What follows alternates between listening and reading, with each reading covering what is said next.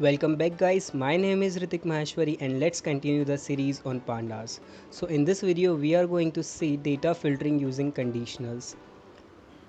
So till now we learned about this topic. If you are not familiar with any of this topic, you can watch my previous videos of this series.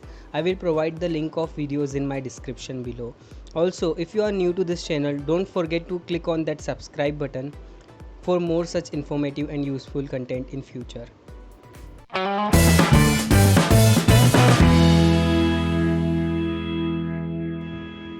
So here I have a dictionary named people which contains the first name, last name and email of the three persons, and I am casting this dictionary into the data frame by using the data frame function of the pandas module and storing that data frame inside this df variable. And that's how our df variable looks like. It contains the three columns: first name, last name and email of the three persons along with the default indexes 0, 1 and 2. And suppose I want to filter out the data of a person having the last name as a Smith. For this we can use the relational operator double equals to, and we want the data of a person having the last name as a Smith.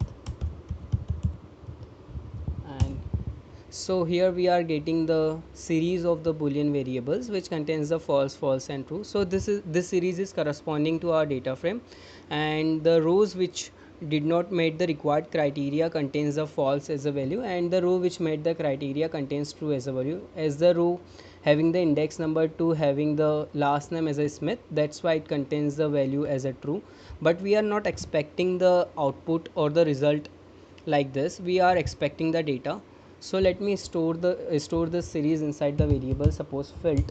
And one thing to notice it here, that we can't use a filter as a variable name because filter is already a predefined keyword. And if we want the data, we can use the filt here, and here we are getting the output having the data of a person having the last name as a Smith. And instead of using this approach, we can directly pass this statement inside the argument, and we are getting the same output. But generally I don't prefer to do this because this is not much readable and not easier to understand. That's why I first store the series inside any other variable and then pass that variable inside the argument.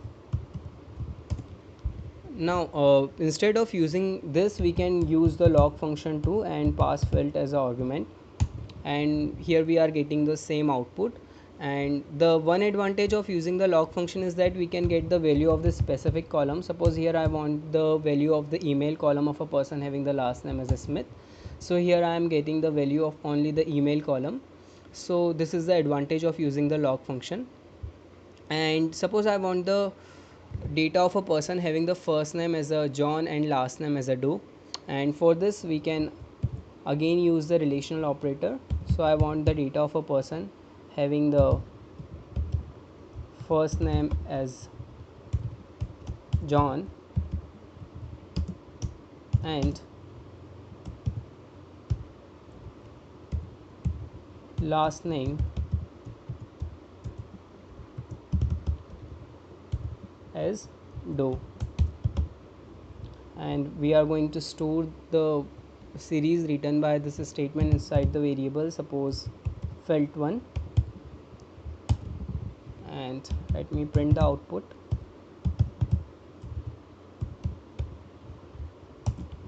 So here we are getting the data of a person having the first name as a Joe and last name as a Doe, and also the email ID of that person. And suppose I want the email ID of that person only. For this we can pass the email as a second argument, and we are getting the email of that person only. Now suppose I want to get the complement of this data, means I want to get the data of a person or the data of the persons which exclude the person having the first name as a John and last name as a Doe. For this we can use a complement operator. So this is a sign of the complement, and we are passing the filt one here. So here we are getting the complement of the output we are expecting. So by using this, it means it will going to exclude the data of a person having the first name as a John and last name as a Doe. So we are not getting the row having the index 0 because it contains the first name as a John and last name as a Doe here. Now let's take another example. So here we are having the same data as our previous example, but except this salary column. So here we are going to deal with the numeric data, and suppose we want to filter out the data of a person having the salary less than 50,000. So we can again use the same method here, that I want the salary of a person having a amount less than 50,000. So this statement will going to return a series, and we are going to store it in a variable, suppose fill2, and let's run this. And to print this, we are going to again use the log function here and fill2, and here we are getting the data of a person having the salary less than 50,000. So the person having the first name John and Jerry are having the salary 10,000 and 20,000, which is less than the 50,000. So that's how you can deal with the integer data too, and you can use the another relational operator for any other purposes, and you can filter out the data as you want in your data set. So that's it for now. If you found this video useful and informative, do like this video because it motivates me to make more such content. Also, if you are new to this channel, don't hesitate to click on that subscribe button below for more such informative content in future.